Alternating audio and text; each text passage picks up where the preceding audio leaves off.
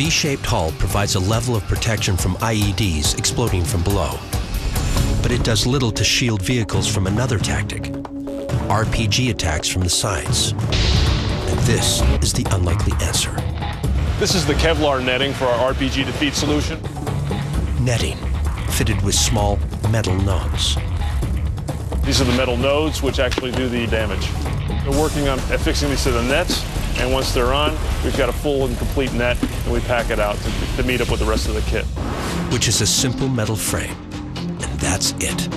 Imagine this wrapped all the way around the vehicle. An RPG will come driving in here, and it passes through the netting, and these nodes cut into the cone. It shorts out the fuse, defeats the bomb. It hits the side of the truck, but there's no explosion, meaning that everybody inside still can drive away. At least that's how the netting works during initial tests. A majority of us, myself included, were very skeptical of, string connected with plastic and a metal frame was going to do any good as far as stopping a rocket-propelled grenade. For Lieutenant Matthew Ward, the real test comes in Iraq, where he and his convoy are attacked as they deliver Iraqi election ballots to civilian headquarters. The trio vehicle sustained 2 direct hits from RPGs, broadside hits.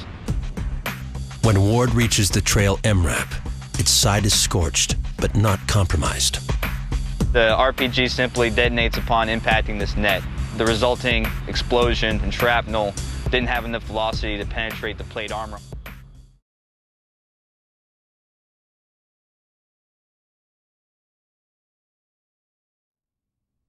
QNET is a product of innovation. It started with innovation several years ago, 5, 6, 7 years ago.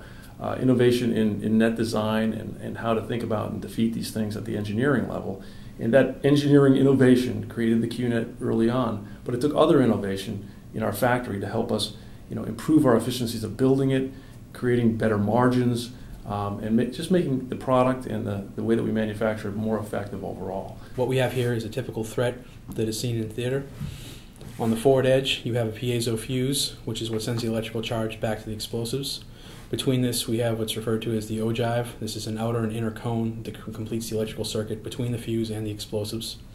Mid-body, we have a copper plate, which is the shape charge and the explosive behind that.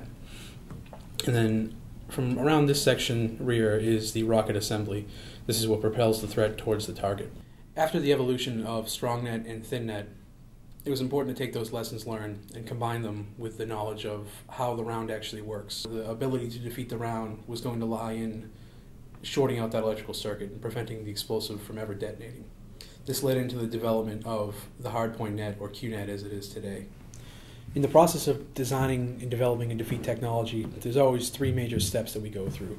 The first is simulation. This is looking at design on paper, essentially. We're looking at a geometry study. We're looking at different hardpoint designs that we'd like to bring to initial verification testing, and we're researching materials that might be ideal for these cases. In the process of moving from our simulation initial designs and through to live fire, it's important to have an intermediate step in which we can validate the design in a rapid fashion so that we can reduce our costs in the field. For this reason, we created the Rapid Test Facility in Waltham, or RTF. Once we get to a design that we're confident in, we then run through 50 to 100 tests against just this one design. Once we have gone through all of our RTF testing and we're confident that the model has been proven in the verification, we then begin to build and plan to go to live fire. High-speed video is key to all of this. You can start to see that we are creating the same type of damage in live fire that we saw in our RTF. After live fire was completed, we took a look at the results to make sure that all of our results from live fire to RTF testing back to the theoretical model all line up, and that we have validated our model throughout the process. What we found is that live fire performed within 2% of RTF testing, and the RTF testing performed line to line with what we expected from the theoretical models. Overall, it was a very successful test. Through FY11 and FY12, our Kinetic North America TSG revenue was a little over $1 billion altogether. And it's interesting that of that revenue, this one product, QNET, was about 40%, a little north of 40% of that revenue. And it's interesting also that it was 80%, it was responsible for 80% of the profit. A great success story for the company from a financial aspect, but it's also been a great success story for the warfighter. We've produced kits now for MATV, We've produced kits for the Stryker vehicle. We've produced kits for the Navistar Max Pro, RG31, Polish Rosimach, and the French VBCI, among others. Through the great success of the program, we also had our trials and tribulations. I mean, ramping up to do the first round of MATV was we went from a relatively cold start to moving very fast in a short period of time. We found efficiencies very quickly.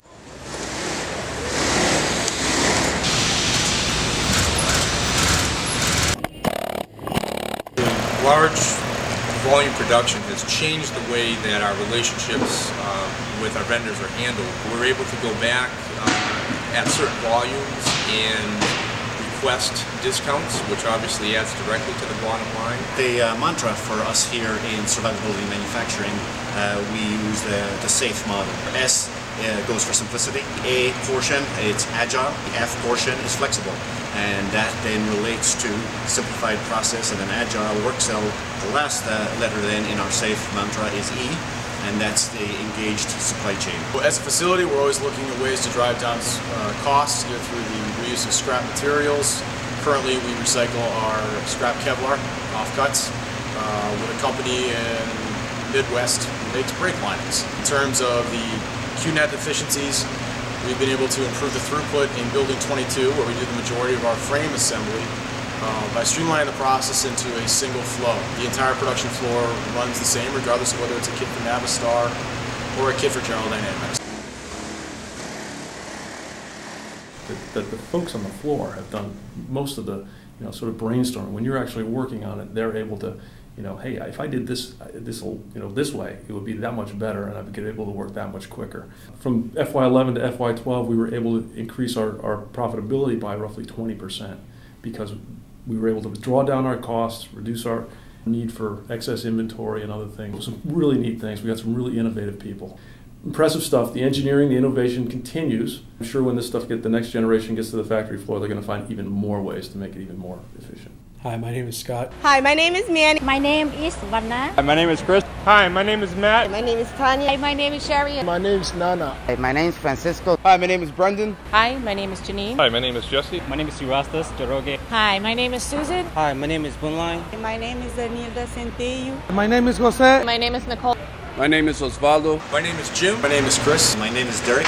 And this is our contribution. And this is our contribution. And this is our contribution. And this is our contribution. This is our contribution. And this is our contribution. And this is our contribution. And this is our contribution. And this is our contribution. My name is Andy, and this is our contribution.